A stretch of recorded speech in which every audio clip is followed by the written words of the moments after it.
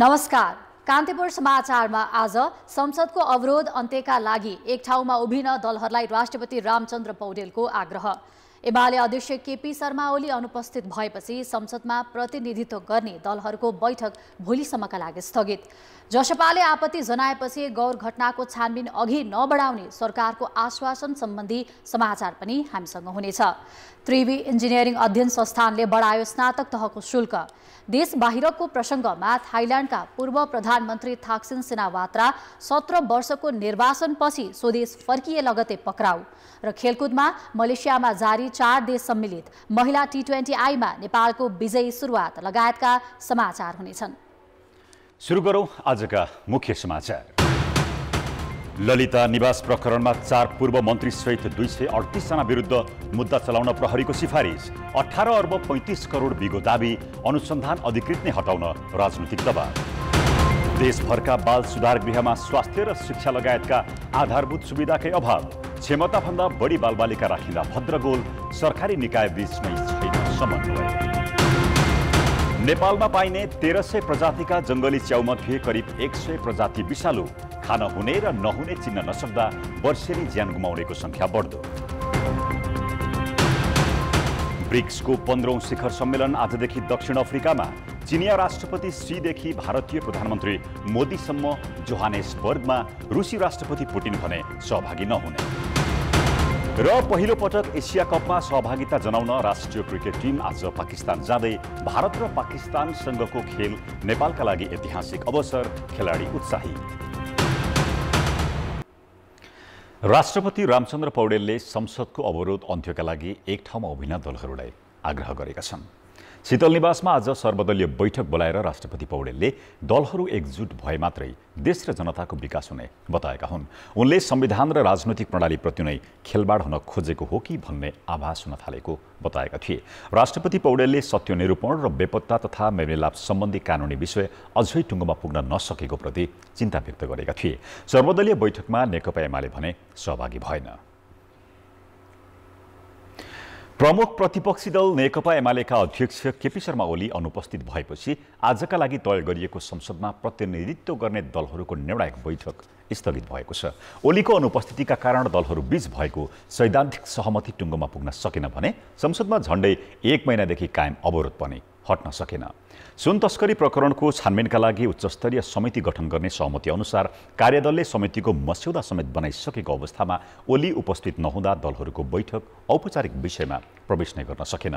दलहरूबीच सोमबार साँझ भएको सहमति अनुसार कार्यदलले समितिको प्रारूप र क्षेत्राधिकारको खाका तयार पारेको छ। ओलीको अनुपस्थितिका कारण कार्यदलले तयार पारेको मस्यौदा पारित हुन सकेन। नेकपा एमालेका सर्दै अध्यक्ष केपी शर्मा ओलीज्यू पनि सामान्य ज्वरो आएको कारणले उहाँले अस्वस्थ हुनुभयो। तैपनि म अब आउन पर्छ भने म ज्वरो आएको छ, औषधि खाइराखेको छु, म चाहिँ निस्कन्छु नि त भन्दै हुनुहुन्थ्यो। तर पनि फेरि यतापट्टि सम्माननीय प्रधान न्यायाधीशज्यूको शपथ ग्रहण पनि अब लगत्तै हुने भयो हुनाले समय व्यवस्थापन गर्न गाह्रो भयो। त्यस कारणले भोलि करिब 11 बजीतिर बस्ने गरी टुङ्गो चाहिँ भइसकेको छैन, तर सायद भोलि 11 बजे बस्ने गरी आजलाई हामी उठ्यौँ। एमाले संसदीय दलका उपनेता सुभाष नेङमाङ, कांग्रेस मुख्य सचेतक रमेश लेखक र माओवादी केन्द्रका मुख्य सचेतक हितराज पाण्डे सम्मिलित कार्यदलले उच्चस्तरीय समितिको मस्यौदा तयार पारेको हो। तर प्रधानमन्त्रीसँगको टेलिफोन संवादमा एमाले अध्यक्ष ओलीले थप छलफल आवश्यक रहेको बताएको कांग्रेसका मुख्य सचेतक लेखकले जानकारी दिए। प्रमुख प्रतिपक्षी दलले माग गरे अनुसार नै जाँचबुझ आयोग ऐन 2026 बमोजिम नै आयोग गठन गर्ने र त्यो आयोगले कार्य प्रारम्भ गर्ने भन्ने खालको एउटा सहमति भएको हो र त्यही कुरा लेखिएर तयार गरिएको हो। अब आज चाहिँ त फेरि अझ थप केही छलफल गर्नुपर्ने विषय देखिएको हुनाले र अब प्रतिपक्षी दलको नेता पनि बिसन्चो छ आज उहाँले, त्यसकारण चाहिँ त भोलि बसेर उहाँले नै के अझ थप छलफल गर्नुपर्छ, यसले अलि भएन कि भन्ने खालको कुरा राख्नु भएको हुनाले आजको बैठकमा ओलीको अनुपस्थितिप्रति संसदमा प्रतिनिधित्व गर्ने दलले असन्तुष्टि व्यक्त गरेका छन्। बैठकै बसेन, अब ओलीजी आउन सक्नुहुँदैन अस्वस्थताका कारणले र छलफल पनि बाँकी हो। अब हामीलाई चाहिँ के लाग्यो भने अहिले अब यो शीर्ष नेताहरूको बैठकको साक्षी बस्नु भनेको यो बदनाम हुनु मात्र हो। यो त्यसमा साक्षी बस्नुको खासै त्यति धेरै अर्थ र तुक पनि नदेखेको हुनाले सम्भवतः अब हामी छलफल गर्छौँ। यो उहाँहरूलाई नै टुङ्ग्याउने जिम्मा उहाँहरूलाई नै दिनुपर्छ। दलहरूबीच हिजो प्रहरीको अनुसन्धानमा असर नपर्ने गरी सुन तस्करी प्रकरणको छानबिनका लागि उच्चस्तरीय समिति गर्ने सहमति बनेको थियो। उच्चस्तरीय समिति गठनको विषयमा दलहरू निष्कर्षमा नपुग्दा प्रतिनिधि सभाको आजको बैठक पनि सूचना टाँच गरेर स्थगित गरिएको छ। प्रतिनिधि सभाको बैठक भोलि 3 बजेसम्मका लागि स्थगित गरिएको छ भने सर्वदलीय बैठक 11 बजे बस्ने सहमति बनेको छ। सुन तस्करी प्रकरणमा उच्चस्तरीय छानबिन समिति गठनको विषय निष्कर्षमा नपुगेको भन्दै प्रमुख प्रतिपक्षी दल नेकपा एमालेले अवरोध गरेपछि राष्ट्रिय सभाको बैठक पनि स्थगित भएको छ। समिति गठनमा सरकार सकारात्मक भए पनि त्यसले पूर्णता पाइ नसकेको भन्दै एमालेका सांसदहरूले आजको बैठकमा पनि अवरोध गरेका हुन्। कार्यसूचीमा प्रवेश गर्न अवरोध गरिएको बैठकमा समय लिएर बोलेका सत्तारूढ दलका सांसदले प्रमुख प्रतिपक्षीले सदनलाई सुनियोजित रूपमा चल्न नदिएको आरोप लगाए। चाहे सत्तापक्षमा होस् चाहे प्रतिपक्षमा होस्, सदनलाई चल्न नदिने, कहिले सदनको अस्तित्व नै मेटिदिने, कहिले सदनलाई चल्न नदिने खालको हरकतहरू यहाँ भइरहेको छ र त्यो चाहिँ के त भन्दाखेरि अलिकति दुःख लाग्दो हामीलाई भएको छ। यसो गरिरहँदा चाहे सत्तापक्षमा होस् चाहे प्रतिपक्षमा होस्, एउटा अक्षरको सहारा लिएर उहाँले यो सदनलाई अवरोध पुर्याइरहनु भएको छ। तर एमालेका सांसदहरूले भने सरकार समयमा गम्भीर नभएका कारण गतिरोधको स्थिति लम्बिएको दोहोऱ्याए। छानबिन समिति बन्दै छ भन्ने कुरा सुनियो, तर पनि त्यो बनिसकेको छैन। त्यसले गर्दा त्यो सदन अझै पनि अवरुद्ध नै छ। के हुन्छ त्यसको भन्न सकिँदैन। समयमा हामीले ध्यान दिँदैनौँ, त्यसले गर्दाखेरि अनि प्रतिपक्षतिर फर्केर सत्तो सराप गर्ने हाम्रो एउटा प्रचलन छ। यो प्रचलनलाई अन्त्य गर्नुपर्छ भन्ने मलाई लाग्छ।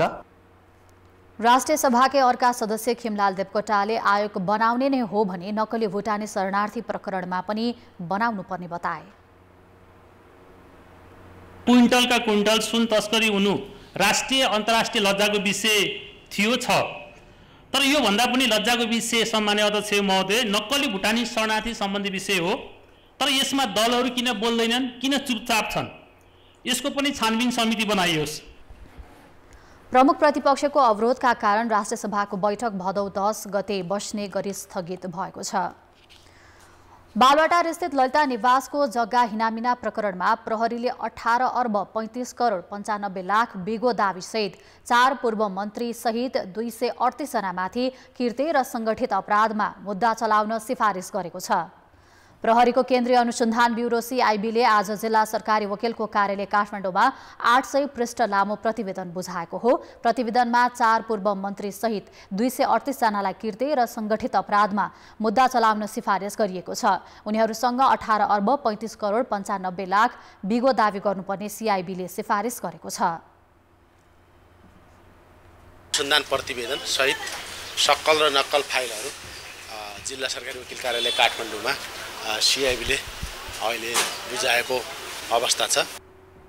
पूर्व मन्त्री विजय कुमार गक्षधार सहित 4 पूर्व मन्त्री 12 सचिव र 17 सहसचिव जग्गा हिनामिना प्रकरणमा संलग्न रहेको CIBको अनुसन्धानमा देखिएको छ। त्यसैका आधारमा CIBले राय सहितको अनुसन्धान प्रतिवेदन जिल्ला सरकारी वकिललाई बुझाएको हो। देशका कार्यकारी प्रमुखको निवास अगाडि रहेको सरकारी जग्गा भूमाफियाले हडप्ने विषय सामान्य थिएन। 5 वर्ष अगाडि बालवाटार स्थित ललिता निवासको जग्गा माफियाको योजना अनुसार हडपिएको सार्वजनिक भएपछि सरकारले अनुसन्धानका लागि प्रहरीको केन्द्रीय अनुसन्धान ब्युरोलाई जिम्मा लगायो। भूमाफियाको योजना अनुसार नक्कली कागजात बनाएर सरकारी जग्गा हडप्नेमाथि CIBले गरेको अनुसन्धान टुङ्गो लगाएको छ, जसमा अहिलेसम्मकै सबैभन्दा धेरै प्रतिवादी बनाएर CIBले ललिता निवास जग्गाको अनुसन्धान फाइल बन्द गरेको हो। देशैभर हुने गम्भीर प्रकृतिको अपराधको अनुसन्धान गर्ने केन्द्रीय अनुसन्धान ब्युरो CIBलाई 4 वर्ष अघि फरक प्रकृतिको घटनाको अनुसन्धान गर्ने जिम्मेवारी आयो। प्रधानमन्त्री निवासको आडैमा रहेको सरकारी जग्गा माफियाले हडप्नेमाथि अनुसन्धानको जिम्मेवारी 2076 सालमा CIBलाई आएको थियो। मङ्गलबार सरकारी जग्गा हडप्न कागजात कृत्य गर्ने माथिका 3 वर्ष लामो अनुसन्धान पूरा गरेको छ। यसअघि भएको अनुसन्धान प्रतिवेदन जिल्ला सरकारी वकिलको कार्यालयले फिर्ता गरिदिएपछि पुनः फाइल खोलेको सिआइबीले ललिता निवासको जग्गा हडप्न सरकारी कागजात किर्ते गर्ने र गराउने 238 जना संलग्न रहेको निष्कर्ष निकालेको छ। मङ्गलबार 700 पृष्ठ लामो अनुसन्धान प्रतिवेदन र रायसहितको फाइल जिल्ला सरकारी वकिलको कार्यालयलाई जिम्मा लगाएको हो। 143 रोपनी जग्गा हडप्न सचिवदेखि सहसचिवसम्म गरेर 108 जना कर्मचारी संलग्न भएको सिआइबीको निष्कर्ष छ। जिल्ला सरकारी वकिल कार्यालय स्रोतबाट प्राप्त तथ्याङ्क अनुसार 4 मन्त्री पनि कृत्यमा दोषी देखिएका छन्। तत्कालीन भौतिक पूर्वाधार मन्त्री विजय गच्छदार, भूमि सुधार मन्त्रीहरू डम्बर श्रेष्ठ, चन्द्रदेव जोशी र तत्कालीन राज्य मन्त्री सञ्जय शाहलाई पनि कृत्यमा मुद्दा चलाउनु पर्ने निष्कर्ष सिआइबीले निकालेको छ। सरकारी जग्गा हडप्न 2049 सालदेखि 4 चरणमा जग्गा हडप्न रामकुमार सुवेदी, शोभाकान्त ढकाल, मिनबहादुर गुरुङ, उपेन्द्र केसी, कैलाश चन्द्र गोयल सहित 8 जनालाई योजनाकारका रूपमा देखाएको छ। 2 पूर्व प्रधानमन्त्रीहरू बाबुराम भट्टराई र माधव कुमार नेपाललाई साक्षीका रूपमा कागज गराएको र अनुसन्धानमा कुनै कसर बाँकी नराखिएको सिआइबी प्रमुखले प्रश्न पारेकी छिन्। यो मुद्दा अनुसन्धानको क्रममा आवश्यक भएका विभिन्न पक्षहरू, यसमा विशेषज्ञको राय पनि हामीले लिएका छौँ र विभिन्न व्यक्तिहरूलाई यसमा चाहिँ हामीले बयानका लागि राख्यौँ र यो चाहिँ विभिन्न व्यक्तिहरूले विभिन्न कालखण्डमा नेपाल सरकारको 143 रोपनी 3 आना 3 पैसा 3 दाम जग्गा सङ्गठित भएर कृत्य गरी व्यक्तिमा सारेको हिसाबले त्यो अनुसार हामीले सरकारी छाप दस्तखत कृत्य र सङ्गठित रूपमा सरकारी छाप दस्तखत कृत्य गरेको मुद्दामा अगाडि बढाएको छ। सञ्चार सचिव कृष्ण राउतलाई पक्राउ गरे पनि माओवादीकै नेताहरूको दबावमा उनलाई पनि प्रतिवादी बनाइएको छैन। त्यस्तै समर्जन कम्पनीका नाममा रहेको 3 रोपनी जग्गा गुठीको बनाउँदा मुख्य सचिव रहेका लीलामणि पौडेलको पनि बयान लिएर प्रतिवादी बनाइएको छैन। 4 पूर्व मन्त्रीलाई एकसाथ सङ्गठित अपराधमा मुद्दा चलाइएको पहिलो पटक हो। 143 रोपनी जग्गा फिर्ता ल्याउनु पर्ने र संलग्नहरूबाट 18 अर्ब 35 करोड 95 लाख बिगो असुल गर्नुपर्ने सिआइबीको अनुसन्धानले देखाएको छ। सिआइबीले अनुसन्धानमा कुनै सम्झौता नगरिएको बताएको छ। सिआइबी र मेरो टिमले ठुलो एउटा मेहनत र प्रयास र इमान्दारी व्यावसायिक ढङ्गले यो मुद्दा अगाडि बढाएको छ र मलाई जहाँसम्म लाग्छ यो मुद्दा नेपाल प्रहरीको लागि एउटा ऐतिहासिक र चुनौतीपूर्ण मुद्दा हो र यसले एउटा सिआइबीको पनि एउटा हाइट लिनेछ र यसमा ललिता निवासको अनुसन्धानको क्रममा केन्द्रीय अनुसन्धान ब्युरोले मलाई जहाँसम्म लाग्छ अनुसन्धानको क्रममा हामीले न्याय चाहिँ दिएका छौँ। गृह मन्त्रालय स्रोतका अनुसार पूर्व मन्त्रीहरूलाई मुद्दा नचलाउन काङ्ग्रेस सभापति शेरबहादुर देउवाको दबाव थियो। विजय गच्छदार सहितका नेताहरूमाथि सङ्गठित अपराध जस्तो गम्भीर कसुरमा मुद्दा लैजानुपर्ने सिआइबीको अडानपछि देउवाले सिआइबी प्रमुख किरण बज्राचार्य र अनुसन्धानको नेतृत्व गरेका एसएसपी दिनेश आचार्यको सरुवाका लागि दबाव दिएको गृह स्रोतले बताएको छ। केही दिन अघि मात्रै नक्कली भुटानी शरणार्थीको अनुसन्धान गर्ने अधिकृतहरू एसएसपी मनोज केसी र दानबहादुर कार्कीको काङ्ग्रेसकै दबावमा जिम्मेवारीबाट हटाइएको छ। ललिता निवास जग्गा प्रकरणमा प्रहरीले बुझाएको अनुसन्धान प्रतिवेदनबाट 4 मन्त्रीसहित केहीको नाम सरकारी वकिलले हटाउन सक्ने गृह स्रोतको आशंका छ। तर यो मुद्दा अहिलेको सरकारका लागि परीक्षाको विषय बन्नेछ। कान्तिपुर समाचारका लागि क्यामेरामा पशुपति बुढाथोकी र विनोद गुजुका साथमा रमेश धमाला, काठमाडौँ। अब जनमतको अन्तिम परिणाम। जनमतमा हिजो हाम्रो प्रश्न थियो, राजमार्गहरूको स्तरोन्नतिमा किन ढिलाइ भइरहेको होला? ए, सरकारले बजेट नदिएर, बी, ठेकेदारको लापरवाही र सी, प्रक्रियागत ढिलाइ। जनमतको अन्तिम परिणाम यस्तो छ, ए, सरकारले बजेट नदिएरमा 47%, बी, ठेकेदारको लापरवाहीमा 46% र सी, प्रक्रियागत ढिलाइमा 7%। अब आजको प्रश्न। जनमत हाम्रो प्रश्न छ, ललिता निवास जग्गा प्रकरणमा पूर्व प्रधानमन्त्रीहरूलाई किन प्रतिवादी नबनाइएको होला? ए, आफ्नालाई जोगाउने प्रपञ्च, बी, आफू पनि परिने डर र सी, आवश्यक नठानेर। जनमतको अन्तिम परिणाम भोलि बेलुकी 8 बजेको कान्तिपुर समाचारमा प्रसारण गर्नेछौँ। कृपया न्युज स्पेस ए, बी वा सी टाइप गरी 34001 मा एसएमएस गरी आफ्नो मत व्यक्त गर्नुहोला। नवनियुक्त प्रधान न्यायाधीश विश्वम्भर प्रसाद श्रेष्ठले पेशी तारिख तोक्ने पद्धतिलाई स्वचालित प्रणालीबाट लागू गराउने निर्णय गरेका छन्। आज राष्ट्रपति रामचन्द्र पौडेलबाट शपथ लिए लगतै पदभार ग्रहण गर्दै श्रेष्ठले स्वचालित प्रणाली लागू गर्ने पहिलो निर्णय गरेका हुन्। यससँगै सर्वोच्च अदालतमा तोकिने पेशी तारिख अबदेखि स्वचालित हुनेछ। तर दैनिक पेशी सूची भने गोला प्रणालीबाटै सञ्चालन गरिने सर्वोच्च अदालतले जनाएको छ। पदभार ग्रहणपछि सञ्चारकर्मीहरूसँग कुरा गर्दै प्रधान न्यायाधीश श्रेष्ठले जिल्लादेखि सर्वोच्चसम्म रिक्त रहेको न्यायाधीश नियुक्ति प्रक्रिया भोलिदेखि नै अगाडि बढाउने जानकारी दिए। उनले न्यायपालिकामाथि उब्जिएको आशंकालाई कम गर्दै विश्वासको वातावरण तयार गर्न परिणाममुखी भएर काम गर्ने बताएका छन्। श्रेष्ठले फ्यामिली कोर्ट सकभर छिटो स्थापना गरी काठमाडौँ, भक्तपुर र ललितपुरमा छुट्टै अभियान इजलास बनाउने प्रतिबद्धता जनाए। त्यो आस्था जगाउने कुरा यहाँले भन्नुभयो। कुनै बेला कुनै अवसरमा कुनै बखत केही घटनाहरू भयो होला, त्यो घटनाको छाप जनतामा समाजमा परिरहन्छ, लामो समय परिरहन्छ। त्यो छाप परेको छ। त्यो जनमानसमा त्यो छाप मेटाउन, त्यो छापलाई चाहिँ हटाउन हामीले परिणामबाट काम देखाउनु पर्ने, न्यायपालिकाले कामैबाट देखाउनु पर्छ। फैसला कार्यान्वयनका लागि न्यायपालिकाले मात्रै सम्भव नहुने भएकाले कार्यपालिकाले पनि सहयोग गर्नुपर्ने उल्लेख गरे। उनले धेरै फैसला कार्यान्वयन गर्न बाँकी रहेका 17वटा ठाउँको पहिचान गरिएको बताउँदै अभियानकै रूपमा सञ्चालन गरिने जानकारी पनि दिए। ब्रेकपछि पुनः स्वागत छ। सरकारले गौर घटनाको छानबिन अगाडि नबढाउने भएको छ। सत्ता गठबन्धनकै एक घटक जनता समाजवादी पार्टीले गौर घटनाको छानबिन अगाडि बढाउने सरकारको निर्णयमा आपत्ति जनाएपछि प्रधानमन्त्री पुष्पकमल दाहालले सहमतिमा उल्लेख भएअनुसार छानबिन नहुनेमा ढुक्क रहन जसपालाई आश्वस्त गराएका हुन्। सरकार र गौर हत्याकाण्ड पीडित सङ्घर्ष समितिबीच साउन 23 गते भएको 5 बुँदे सहमतिको पहिलो बुँदामा तत्कालीन समयमा दर्ता भएका जाहिरी समेतलाई छानबिन र अनुसन्धान गरी दोषीलाई कारबाही गर्ने प्रक्रिया अघि बढाउने उल्लेख छ।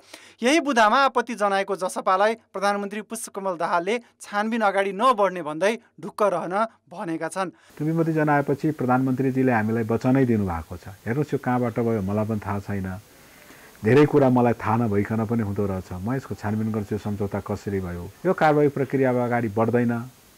यसको लागि म कानुनी सल्लाहहरूमा छु। मैले महाधिवक्ताहरूसँग पनि आफ्नो कानुनी सल्लाहहरूमा पनि छु। त्यही भएर चिन्ता नगर्नुहोस् भनेर भन्नुभएको थियो। यसमा काङ्ग्रेस सभापति शेरबहादुर देउवाले पनि सहमति जनाएका छन्। प्रधानमन्त्री दाहाल र काङ्ग्रेस सभापति देउवासँगै सत्ता गठबन्धनका सबै दल गौर घटनाको छानबिन अघि नबढाउन एकमत छन्। सम्माननीय प्रधानमन्त्री, पूर्व प्रधानमन्त्री शेरबहादुरजी सबैले यो कुरा अब उचित हुँदैन, यसरी हाम्रो बिचमा गठबन्धन दलको बिचमा एकअर्कामा अविश्वास हुने टाइपका काम गरेर अगाडि बढ्नु हुँदैन भन्ने टाइपको सल्लाह। गौरमा पीडितहरूले न्यायका लागि धरना प्रदर्शन गरेपछि प्रधानमन्त्री तथा मन्त्री परिषदको कार्यालयले चिठी नै पठाएर पीडितहरूलाई काठमाडौँ बोलाएको थियो। उनीहरूसँगको केही चरणको वार्तापछि सहमति त भयो, तर सहमति गरेको 15 दिन बितिसक्दा पनि छानबिनको काम अघि बढेको छैन। जिल्ला प्रहरी कार्यालय रौतहटले सरकार र पीडितका बीचमा भएको सहमतिबारे कुनै जानकारी नभएको बताएको छ। तर सरकारी वार्ता टोलीका संयोजक समेत रहेका गृह प्रवक्ता नारायण प्रसाद भट्टराई भने छानबिन अगाडि बढेको दावी गर्छन्। काम गर्न सजिलो होस् भन्ने हिसाबले त्यो सम्झौतामै प्रष्ट उल्लेख गरिसकेका छ। त्यही अनुसार सम्बन्धित ठाउँमा त्यो काम अगाडि बढाउनको लागि पत्राचार भइरहेछ र त्यो काम अगाडि बढ्दैछ। घटनाको छानबिन नगर्ने सत्ता गठबन्धनको निर्णयप्रति गौर हत्याकाण्ड पीडित सङ्घर्ष समितिले आपत्ति जनाएको छ। सहमतिको पालना गर्दै शहीद घोषणा हुन बाँकी रहेकालाई शहीद घोषणा गर्न र घाइतेलाई उपचार र आर्थिक सहायता उपलब्ध गराउन समितिले माग गरेको छ। गौर घटना लगत्तै परेका जाहिरीमा मधेसी जनअधिकार फोरमका तत्कालीन अध्यक्ष उपेन्द्र यादवमाथि समेत छानबिन हुनुपर्ने माग गरिएको छ। त्यसैले जसपा अध्यक्ष यादव झस्किएका हुन्। 2063 चैत 7 गते गौरमा तत्कालीन नेकपा माओवादी र मधेसी जनअधिकार फोरमका कार्यकर्ताबीच झडप हुँदा 27 जनाको अमानवीय हत्या भएको मानवाधिकार आयोगको प्रतिवेदनमा उल्लेख छ। घटना लगत्तै सरकारले छानबिन आयोग बनायो, तर त्यसको सिफारिस कार्यान्वयन भएन। गौर घटनाको प्रतिवेदन पनि सार्वजनिक गरिएको छैन। दण्डहीनताको पराकाष्ठ भनेको यही हो। यति लामो समयसम्म कुनै अनुसन्धान हुँदैन, तहकिकात हुँदैन, दोषीको पत्ता लाग्दैन। दण्डहीनताको चाहिँ ज्यादै नै नराम्रो स्वरूप भएको कारणले गर्दाखेरि यसको चाहिँ हामीले चाहिँ विरोध गरेका हौँ। गौर घटनाका दुवै पक्ष माओवादी र जसपाले पटक पटक सत्ता सहकार्य जारी राखेका छन्, तर पीडितहरू भने हरेक पटक सरकारभन्दा न्याय माग्दै काठमाडौँ आउने र फर्किने गरेका छन्। कान्तिपुर समाचारका लागि क्यामेरामा श्याम श्रेष्ठ, पङ्कज श्रेष्ठ र रूपक कोइरालाका साथ जितेन्द्र झा, काठमाडौँ। नेकपा एकीकृत समाजवादीका अध्यक्ष माधव कुमार नेपालले वर्तमान सत्ता गठबन्धन नबदलिने बताएका छन्। पार्टीको केन्द्रीय समिति बैठकलाई सम्बोधन गर्दै अध्यक्ष नेपालले मुलुकको वर्तमान आवश्यकताका आधारमा बनेको गठबन्धन कुनै पनि हालतमा नभत्कने दावी गरे। उनले समाजवादी मोर्चा र सत्तारूढ गठबन्धन एक अर्काका परिपूरक भएको समेत बताए। अध्यक्ष नेपालले आफूहरूले विद्रोह गरेर निर्माण गरेको एकीकृत समाजवादी पार्टीको सार्थकता बलियो बन्दै गएको बताए। त्यस बेलामा हामीले तत्कालीन पार्टी नेकपा एमालेबाट विद्रोह गरेर अत्यन्तै उचित काम गरेका थियौँ र त्यो विद्रोह जायज थियो, औचित्यपूर्ण थियो। यस कुरामा हामी विश्वस्त हुनुपर्दछ भन्ने कुरामा म जोड दिन चाहन्छु। केन्द्रीय समिति बैठकमा अध्यक्ष नेपालले 40 पृष्ठ लामो राजनैतिक प्रतिवेदन पेश गरेका छन्। अध्यक्ष नेपालले एमालेबाट विद्रोह गर्नुको औचित्य पुष्टि भएको भन्दै दुई पार्टी बीचको अन्तरलाई बुदागत रूपमा प्रस्तुत गरेका छन्। राजनैतिक प्रतिवेदनमा केन्द्रीय सदस्यहरूले 3 दिनसम्म धारणा राख्नेछन्। 18 वर्षभन्दा कम उमेरका बालबालिका फौजदारी अपराधमा कसुरदार ठहरिए बाल सुधार गृह पठाइने गरिन्छ, जसको उद्देश्य हो उनीहरूको मनोविज्ञानमा सुधार गरी समाजमा पुनर्स्थापना गर्नु। तर बाल सुधार गृहमा आधारभूत सुविधामै व्यवस्था हुँदा बन्दीहरूको जीवन जोखिममा परिरहेको त छ नै, उनीहरू शिक्षाबाट समेत वञ्चित भइरहेका छन्। भक्तपुरको सुधार गृहमा भदौ 3 गते एक बन्दीको मृत्यु भएको घटनाले सुधार गृहहरूको अवस्थाप्रति नै प्रश्न उब्जाएको छ। भक्तपुरको बाल सुधार गृहमा ज्वरो र पिलो आएर थलिएका रामेछापका 19 वर्षीय किशोरको आइतबार मृत्यु भएपछि आफन्तहरू भोलिपल्ट प्रदर्शनमा उत्रिए। बिरामीको बेलैमा उपचार नगरिएको आफन्तको आरोप थियो। यो त्यही बाल गृह हो जहाँ 1 वर्ष अघि बन्दीहरू क्षयरोग, दाद, लुतो जस्ता सरुवा रोगले पीडित हुँदा पनि वास्ता नगरिएको गुनासो आएको थियो, जसलाई सुधार गृह सञ्चालक युसेफ नेपालले अस्वीकार गरेको थियो। सबैभन्दा पहिला कुरा गरौँ यी सुधार गृहहरू कसरी सञ्चालन हुन्छन् भनेर। देशभर 8वटा सुधार गृहहरूमध्ये 4वटा गैर सरकारी संस्था युसेफ नेपाल र बाँकी 4वटा नेपाल सरकारले सञ्चालन गरिरहेका छन्। तिनमा कुल 1100 बालबालिका रहेकामा सबैमा क्षमताभन्दा बढी बन्दी छन्।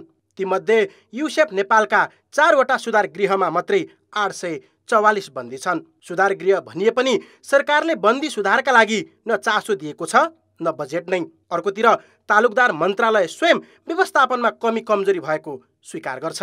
पूर्वाधारको क्षमताले नभ्याएको पनि जस्तै कारागार हेर्नु छ भने पनि त्यस्तै छन्। त्यसैले एउटा क्षमता के अरे उसको भवनको क्षमता, त्यो संस्थाको क्षमता, व्यवस्थापकीय क्षमता, सबैका क्षमताका विषय आउँछन्। त्यसमा पनि हाम्रो सुधारको ध्यान छ। सरकारले सुधार गृहमा राखिएका बन्दीहरूलाई प्रति व्यक्ति दैनिक 80 रुपियाँ र 700 ग्राम चामल दिने गर्छ। उनीहरूलाई 10 कक्षासम्म पढाउने व्यवस्था पनि छ, तर यो सुविधा पर्याप्त छैन।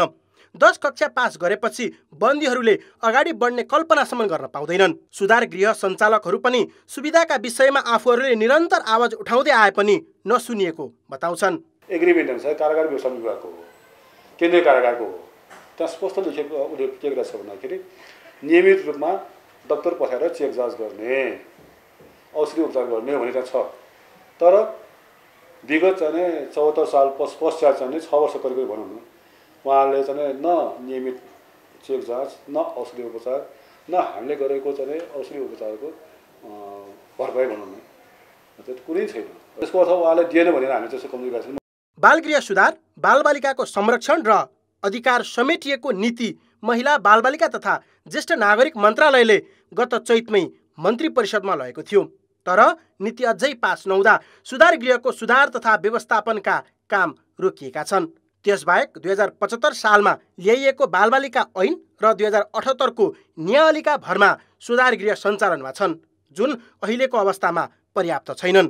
बालबालिकालाई अलिक कन्जस्टेड भएको एजुकेसनको एस्पेक्टबाट चाहिँ अलिकति पर्याप्त नभएको हो कि अन्तर मन्त्रालयसँगको समन्वय गरेर जानुपर्ने जस्तो मलाई चाहिँ महसुस हुन्छ।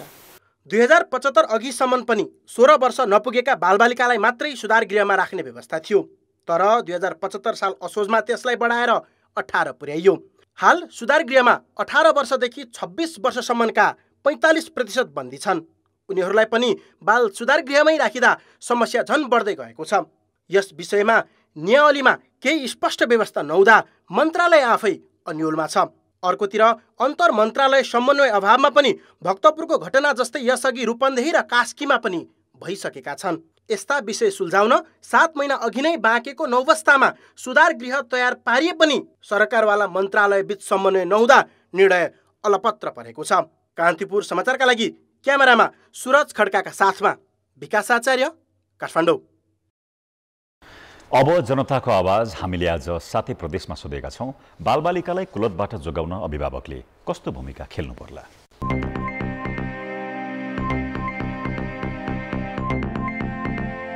पहिला पैसा दिएको छु मैले, पैसा कहाँ खर्च गर्यो, किन खर्च गर्यो, के आवश्यकता पर्यो, त्यसको हिसाब किताब बुवा आमालाई दिनु पर्यो। आमा बुवाले बच्चामाथि विचार गर्नु पर्यो, मेरो बच्चा कहाँ जान लाग्छ, के गर्दैछ हैन। अब त्यसको लागि अब बच्चाले यतिकै छोडिदिनु त मिलेन। परिवारले चाहिँ सही तरिकाले चाहिँ आफ्नो बालबालिकालाई नियन्त्रण गर्ने, आफ्नो बच्चाहरूलाई चाहिँ हामीले चाहिँ एकदमै फ्रेन्डली बिहेभ गर्नु पर्यो। बाउ आमाले छोराछोरीलाई पैसा दिँदैन भने त्यो ट्रस र केही गाजा चरस र यो के भन्छ हिरोइन तिरोइन खाने पर्दैन। जतिसक्यो धेरै कम्युनिकेसन चाहिँ एकदमै जरुरी हुन्छ। मोबाइलका पक्ष पनि कुनै राम्रा छन्, कुनै नराम्रा छन्, त्यसमा आउने विषयवस्तुहरू त्यसलाई चाहिँ हामीले कन्ट्रोल गर्नु पर्यो। उसको इच्छा चाहना रुचिलाई पूरा गर्दै जानेर ध्यान दिने हो भने धेरै फाइदा हुन्छ। बालबालिकाले कस्तो व्यवहार गरिराखेको छ, उसको नियमित हेरविचार गर्नु पर्यो। पहिले गर्ने काम र अहिले गर्ने काममा कति फरक आयो, कस्तो व्यवहार फरक देखाउँदैछ उसले, त्यो आफूले जान्नुपर्ने हुन्छ। बालबालिकालाई चाहिँ अभिभावकले चाहिँ एउटा भातृत्वको व्यवहार गर्नु नै उपयुक्त हुन्छ। स्कुलमा पनि गएर चाहिँ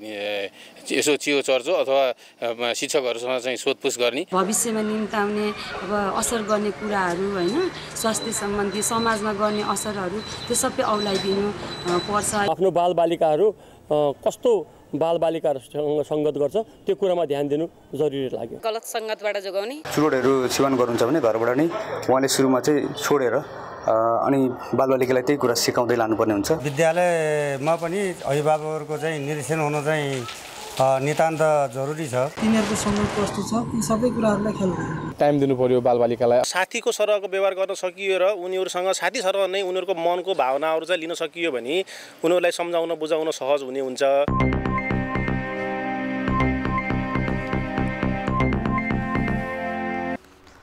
वर्षायामका बेला जङ्गल खेतबारीतिर निस्कने हो भने प्रशस्त च्याउ उम्रिएका देखिन्छन्। आकर्षक रङ र बनोटका कारण ती च्याउ टिपेर खाउँ खाउँ लाग्ने खालका हुन्छन्। तर तपाईलाई थाहा छ, यस्ता च्याउले ज्यानै लिन सक्छन्। यस्तै विषालु च्याउ खाएर नेपालमा वर्षेनी करिब 25 जनाको मृत्यु हुने गरेको छ। आज हामी तपाईहरूलाई कस्ता च्याउ खानु हुँदैन भन्ने बारेमा जानकारी दिँदैछौँ।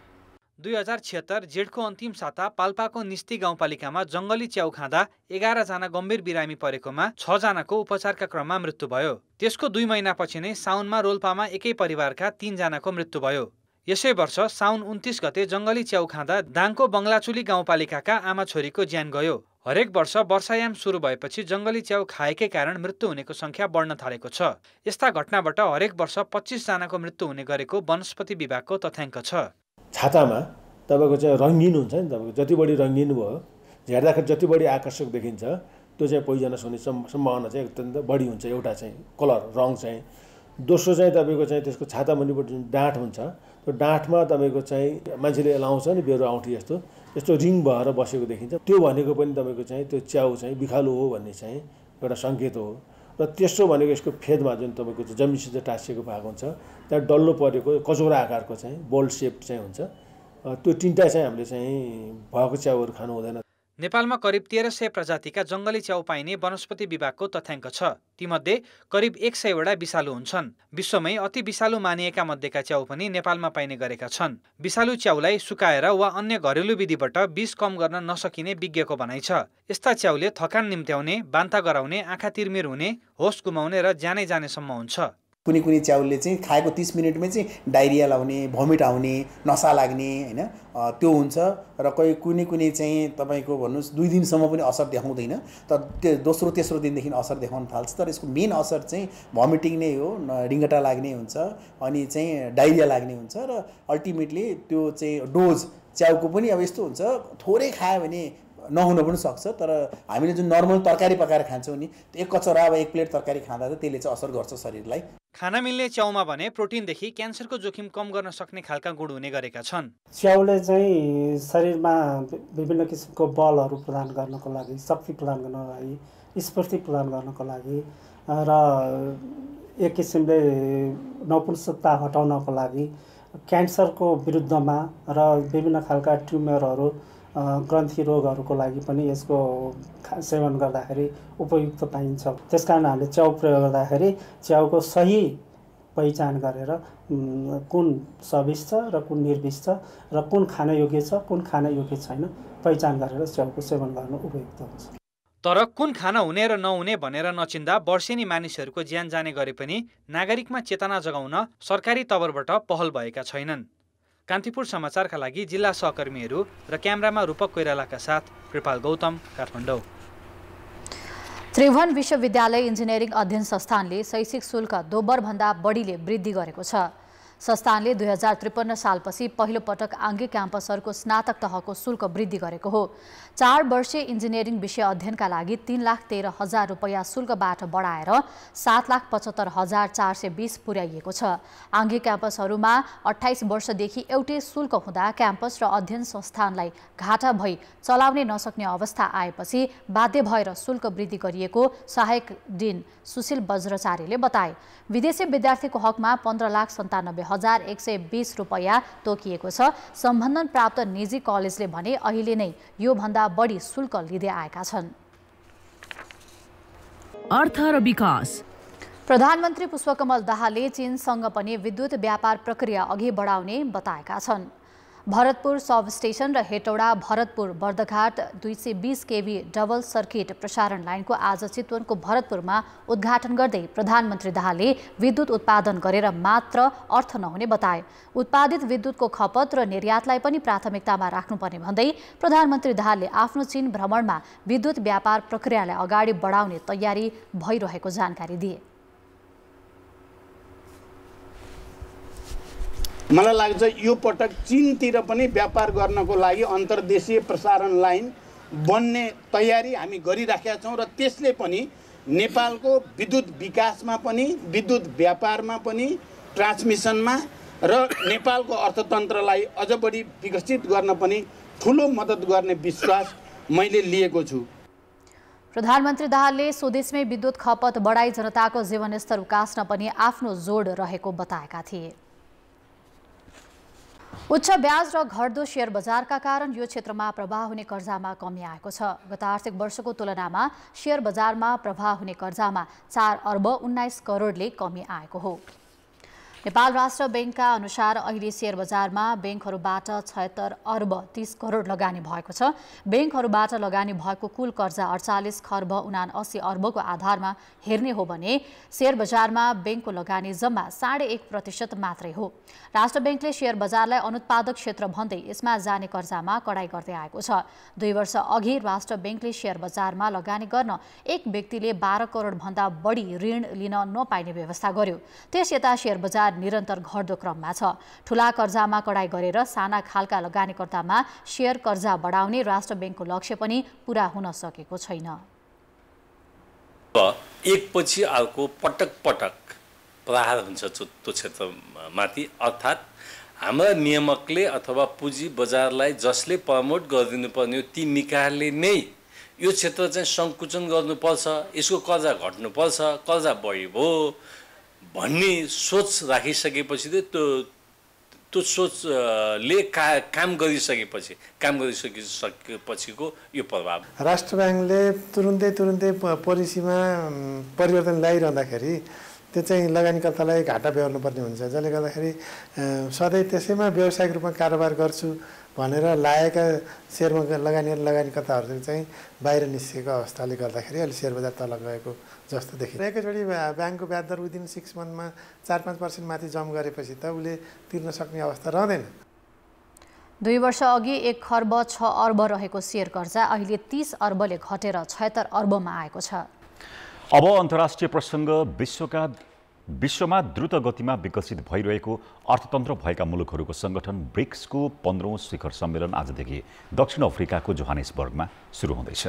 ब्रिक्समा भारत, चीन, रुस र ब्राजिलका साथै दक्षिण अफ्रिका सदस्य छन्। ब्रिक्सले विश्व अर्थतन्त्रको 1/4 हिस्सा ओगर्दछ भने विश्वको कुल जनसङ्ख्याको 40% भन्दा बढी मानिस यी देशमा बस्छन्। 3 दिनसम्म चल्ने सम्मेलनमा सहभागी हुन चिनिया राष्ट्रपति सी जिनपिङ, भारतीय प्रधानमन्त्री नरेन्द्र मोदी, ब्राजिलका राष्ट्रपति लुला डी सिल्वा जोहानेसबर्ग पुगिसकेका छन्। युक्रेनमा युद्ध अपराध गरेको आरोपमा अन्तर्राष्ट्रिय फौजदारी अदालतले गिरफ्तारीको वारेन्ट जारी गरेका कारण रुसी राष्ट्रपति भ्लादिमिर पुटिन भने शिखर सम्मेलनमा सहभागी नहुने जनाइएको छ। रुसको प्रतिनिधित्व विदेश मन्त्री सर्गेई लाभारोभले गर्दैछन्। सम्मेलनमा सङ्गठन विस्तारको मुद्दाका लागि ब्रिक्सलाई पश्चिमा देशको प्रभुत्वलाई चुनौती दिने भूराजनैतिक सङ्गठनका रूपमा रूपान्तरण गर्ने विषयमा समेत छलफल हुने बताइएको छ। साउदी अरब, इजिप्ट, अर्जेन्टिना लगायतका करिब 40 देशले ब्रिक्सको सदस्यता प्राप्तिका लागि चासो देखाएका छन्। अमेरिकासँगको तनावका बीच आफ्नो भूराजनैतिक प्रभाव विस्तार गर्ने सोचमा रहेको चीन सदस्य सङ्ख्या विस्तार गर्नेतर्फ बढी इच्छुक देखिएको बताइएको छ। ब्राजिल भने सदस्यता विस्तारको विपक्षमा छ। थाइल्यान्डको राजनीतिमा आज रोचक घटनाक्रम देखिएको छ। 15 वर्षको निर्वासित जीवनपछि 74 वर्षीय पूर्व प्रधानमन्त्री थाक्सिन सिनावात्रा आज स्वदेश फर्किएका छन् भने आजै सर्वोच्च अदालतले उनलाई भ्रष्टाचारको अभियोगमा 8 वर्षका लागि जेल चलान गरेको छ। त्योभन्दा रोचक कुरा आजै सिनावात्राको दल फ्यू थाई पार्टीका नेता तथा धनाढ्य घरजग्गा कारोबारी श्रीता थबिसिन थाइल्यान्डको नयाँ प्रधानमन्त्रीमा निर्वाचित बनेका छन्। आफ्नै दलका नेता देशको नयाँ प्रधानमन्त्री बन्ने सुनिश्चित भएपछि स्वदेश फर्किएर विश्वास गरेका सिनावात्रालाई 8 वर्षको जेल सजाय सुनाइए पनि उनी छोटो समयमै रिहा हुने अनुमान गरिएको छ। आफू विरोधी सेनाको समर्थन प्राप्त दलसँग गठबन्धन गरी फ्यू थाई पार्टीले संसदबाट विश्वासको मत प्राप्त गर्न सकेको हो। खेलकुद समाचार। नमस्कार, कान्तिपुर खेलकुद समाचारमा स्वागत छ। सीता राणा मगरको उत्कृष्ट प्रदर्शनको मद्दतमा मलेसियामा जारी 4 देश सम्मिलित महिला T20I-मा नेपालले विजयी सुरुवात गरेको छ। आज भएको आफ्नो पहिलो खेलमा नेपालले हङकङलाई 6 विकेटले पराजित गरेको हो। वायमास क्रिकेट मैदानमा नेपालले टस जितेर फिल्डिङ गर्ने निर्णय गरेको थियो। सीता राणा मगरले 5 विकेट लिएपछि हङकङ 19 ओभर 1 बलमा 84 रनमा अल आउट भयो। दुवै ओपनर यास्मिन दशवानी र मारिको हिल 6 रनमा आउट भएका थिए। कप्तान केरी चानले सर्वाधिक 34 रन जोडिन्। दोरोथिया चानले 16 रन बनाएकी थिइन्। नेपाली बलरले उत्कृष्ट प्रदर्शन गरेपछि 8 खेलाडी सिंगल रनमा पवेलियन फर्किए। सीताले 4 ओभरमा 16 रन खर्चिएर 5 विकेट लिएकी हुन्। T20I-मा सीताको यो अहिलेसम्मकै उत्कृष्ट प्रदर्शन हो। समग्रमा एकै T20I खेलमा 5 विकेट लिने सीता चौथो नेपाली महिला खेलाडी हुन्। इन्दु वर्माले 2 विकेट लिइन्। पूजा महतोले पनि नेपाली राष्ट्रिय क्रिकेट टिममा डेब्यू गरेकै खेलमा 1 विकेट हात पारिन्। कविता कुँवर र रुबिना छेत्रीले 1-1 विकेट बाँडे। जवाफमा नेपालले 15.5 ओभरमा 4 विकेट गुमाएर लक्ष्य पूरा गर्यो। खराब सुरुवात गरेको नेपालले ओपनर बिन्दु रावललाई 0 मै गुमाएको थियो। इन्दु 9 रनमा मैदान बाहिरिन्, तर सम्झना खड्का र पूजाले इनिङ सम्हाले। पूजाले 16 रन जोडिन्। सम्झनाले अभिजित 36 रनको योगदान दिइन्। रुबिना छेत्रीले 10 रन जोडिन्। नेपालले दोस्रो खेल भोलि कुवेतसँग खेल्नेछ। आजै भएको अर्को खेलमा घरेलु टोली मलेसियाले कुवेतलाई 8 विकेटले पराजित गर्यो। समूह चरणको अन्तिम खेलसम्म जितविहीन भएर त्रिभुवन आर्मी क्लब डुरान्ट कपबाट बाहिरिएको छ। पहिलो खेलमा दिल्लीसँग बराबरी खेलेको नेपाल आर्मीले दोस्रो र तेस्रो खेलमा हार बेहोरेर प्रतियोगिताबाट बाहिरिएको हो। इन्दिरा गान्धी एथलेटिक्स रङ्गशाला गुवाहाटीमा आफ्नो अन्तिम खेलमा त्रिभुवन आर्मीले हैदराबाद फुटबल क्लबसँग 3-0 गोलको हार बेहोर्यो। खेलको 16औं मिनेटमा नै हैदराबादले अग्रता बनाएको थियो। RND सिल्वाले पहिलो गोल गरेका हुन्। 24औं मिनेटमा अर्को गोल थपे। यससँगै पहिलो हाफमा आर्मी 2 गोलले पछि रह्यो। कमजोर प्रदर्शन गरेको आर्मीले तेस्रो गोल भने खेलको 69औं मिनेटमा खाएको थियो। आर्मीलाई हराउने क्रममा आरोनले ह्याट्रिक पूरा गरे। आजको जितसँगै 4 अङ्क बनाएको हैदराबाद समूहमा दोस्रो भएको छ। नेपाली राष्ट्रिय क्रिकेट टिमले करिब 3 दशकदेखि देख्दै आएको सपना पूरा हुन अब केही दिन मात्र बाँकी छ। सन् 1996 मा अन्तर्राष्ट्रिय क्रिकेट यात्रा सुरु गरेको नेपाल विश्व क्रिकेटका दुई पावर हाउस भारत र पाकिस्तानको छिमेकी हो। तर यी दुई टिम विरुद्ध नेपालले खेल्ने अवसर पाएको थिएन। नेपालले पहिलो पटक सहभागिता जनाउन लागेको एसिया कपमा भारत र पाकिस्तान प्रतिद्वन्दी छन्। 20 वर्षीय रोहित पौडेलको कप्तानीमा रहेको नेपाल यो ऐतिहासिक खेलका लागि तयार छ। सन् 2002 मा सिङ्गापुरमा सम्पन्न एसिसी ट्रफीको फाइनलमा प्रवेश गर्दै नेपाल पहिलो पटक एसिया कपका लागि छनौट भएको थियो। तर भारत पाकिस्तान द्वन्द्वले प्रतियोगिता नै रद्द भयो र अन्तर्राष्ट्रिय क्रिकेटमा पाइला चालेको 6 वर्षमै नेपालले भारत र पाकिस्तान जस्ता शक्तिशाली टिमसँग खेल्ने अवसर गुमायो। यसपटक पनि एसिया कप रद्द हुन सक्ने अपुष्ट हल्लाहरूका बीच भारत र पाकिस्तान न्युट्रल भेन्यूमा खेल्न राजी भएपछि अन्ततः नेपाल पाकिस्तान र भारत विरुद्ध मैदानमा उत्रदैछ। अफगानिस्तानदेखि कहाँबाट मान्छेहरू आइरहेछन् श्रीलङ्का म्याच हेर्न होइन, पाकिस्तान र हाम्रो म्याच हेर्न आइरहेछन् र श्रीलङ्कामा सो त्यो फिल भइरहेछ होइन। र प्लस भनौँ न मलाई के फिल हुन्छ 1996 देखिको ड्रिम छ होइन, कति सिनियर प्लेयर्सहरूको भनौँ न यहाँ एफर्ट थियो नि यहाँसम्म पुग्नलाई होइन। स्पेसली भनौँ न म क्रिकेट हेर्दाखेरि पारस दाई, ज्ञान दाई, शरद दाई, शक्ति दाई, बसन्त दाई सबैजनाको एकदमै एफर्ट थियो नि यहाँसम्म पुऱ्याउनलाई होइन। डिभिजन 5 देखि लिएर यहाँ ओडिआई स्ट्याटस छ। सो आई थिङ्क उहाँहरूको एकदमै धेरै एफर्ट छ र अहिले हामी भनौँ न त्यो फलहरू मतलब खाइरहेछौँ होइन। सो एकदमै उहाँहरूको प्रति एकदम ग्रेटफुल छु र यो भनौँ न यो इभेन्टलाई लिएर भनौँ एसिया कपलाई लिएर सबैजना एकदम एक्साइटेड छौँ होइन। सो एकदम जति हुन्छ जति हामीबाट हुन्छ बेस्ट दिने ट्राई गर्छौँ। नेपाल एसिया कपमा सहभागी हुने सबैभन्दा युवा टोली हो। नेपाली टोलीको औसत उमेर 22 वर्ष छ। पछिल्ला 6 महिनामा नेपालले उच्च स्तरको क्रिकेट खेलिरहेको छ। लिग 2 का पछिल्ला 12 खेलमा 11 मा जित हात पार्दै नेपालले 2027 सम्मका लागि ओडिआई बचाएको छ। एसिसी मेन्स प्रिमियर कपमा युएईलाई पराजित गर्दै एसिया कपका लागि छनौट भएको हो। ओडिआई विश्वकप छनौट र इमर्जिङ कपमा भने नेपालको प्रदर्शन औसत नै रह्यो। तर यी दुई ठुला प्रतियोगितालाई मोन्टी देसाईको टिमले एसिया कपको तयारीका रूपमा लिएको छ। I do understand that we want to win against full member teams as well. Same desire we have it. Okay, and we are working very hard for that. At full member teams come with a long history. An associate comes with its own history. Associate country also comes with its own challenges. In 5 months, whatever I have seen, the boys practice at TU. Boys practice in that indoor where there are no lights. Okay, boys practice over there with one bowling machine, 24 old balls. Last 6 months. Okay, there are challenges, and I can see the challenge with CAN management as well. And everyone is trying to put in an effort. With whatever financial budgets we get, we are trying to make the most of it. Associate राष्ट्र नेपाली टिममाथि विश्व क्रिकेटकै नजर छ। Emerging cup पछि नेपालले श्रीलङ्कामा 15 दिनको विशेष प्रशिक्षण गरेको थियो। घरेलु मैदानमा भने केही दिन मात्र इन्डोर अभ्यासको मौका पायो। नेपालमा वर्षाको सिजन भएकाले नेपालले एसिया कप सुरु हुन अघि 10 दिन कराँचीमा प्रशिक्षण गर्नेछ। सपना जस्तै हुन्छ हैन हाम्रो लागि, बट अब त्यो छिटै नै पुरा हुँदैछ। एकदम खुसी छु र त्यो अपर्च्युनिटी छ हैन, सबैजना आफूलाई प्रुभ गर्नको लागि त्यहाँ गएर। खेलाडीहरूलाई हामीले एक्टिभ रेस्ट दिएका थियौँ। खेलाडीहरू त्यत्तिकै यो जुन ग्याप थियो हामीसँग, जुन यो बिचमा छुट्टी थियो, त्यसमा पनि खाली बसेका छैनन् उनीहरूले ट्रेनिङ गरि नै रहेका छन्। आफू भए पनि इन्डोरमा आएर र साथै फिजिकल पनि गरिरहेका छन्। नेपालले 13 भदौमा पाकिस्तानसँग मुल्तानमा तथा भदौ 18 गते श्रीलङ्काको काण्डीमा भारतसँग प्रतिस्पर्धा गर्नेछ। पाकिस्तान र भारतसँगको खेलका सबै टिकट बिक्री भइसकेका छन्। नेपाली टिम आज राति कराँची प्रस्थान गर्नेछ। कान्तिपुर समाचारका लागि क्यामेरामा पशुपति बुढाथोकीका साथ सुभाष रोकाया र प्रदीप लेखी, काठमाडौँ। नेपाली राष्ट्रिय क्रिकेट टिमका लेग स्पिनर सन्दीप लामिछाने भने टिमसँगै पाकिस्तान नजाने भएका छन्। उनले नेपाल क्रिकेट संज्ञानसँग आफू बिरामी भएकाले टिमसँगै पाकिस्तान जान नसक्ने बताएका हुन्। एसिया कप क्रिकेटका लागि टिममा रहेका उनी कहिले पाकिस्तान जान्छन् भन्ने यकिन छैन। खेलकुद समाचार अहिलेलाई यति नै। कान्तिपुर समाचार अहिलेलाई सकियो। कान्तिपुर टेलिभिजन हेर्दै गर्नुहोला। नमस्ते।